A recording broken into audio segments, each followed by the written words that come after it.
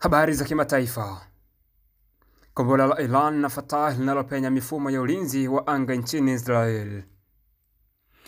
Jeshi la walinzi wa mapinduzi nchini Iran, IRGC, lilitangaza jana usiku kuwa limetuma kombora la Fatah hypersonic katika shambulio la kombora dhidi ya Israel.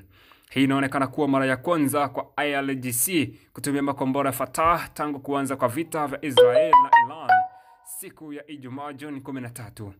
Walinzi wa mapinduzi walilieleza gazeti la Fatah kwa makombora lisiloweza kudhibitiwa ambalo limepenya ngao ya ulinzi wa makombora ya Israel. Jeshi la Israeli pia limethibitisha kuwa makombora ya Iran yaligonga maegesho magari mjini Tel Aviv. IRGC ilikuwa imeshambulia Israel kwa makombora ya Fatah pekee wakati wa Operation Odak Sadek mnamo Oktoba 1.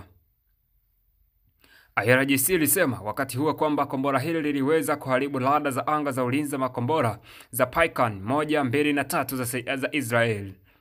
Je, tunajua ni kuhusu kombora la Fatah ambalo walinzi wa mapinduzi wanasema lina teknolojia hypersonic au supersonic ambalo kuna mazungumzo mengi na uvume juu yake.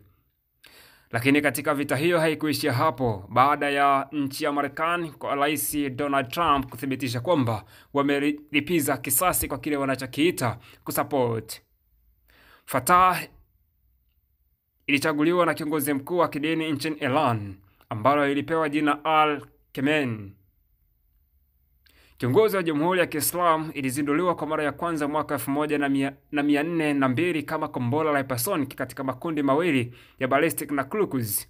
Jeshi la walinzi wa mapinduzi linasema kuwa kombora la Fatah linaweza kwenda umbali wa kilomita 1400 na lina uwezo wa kupita katika mifumo yote ya ngao ya makombora na kuiharibu pia.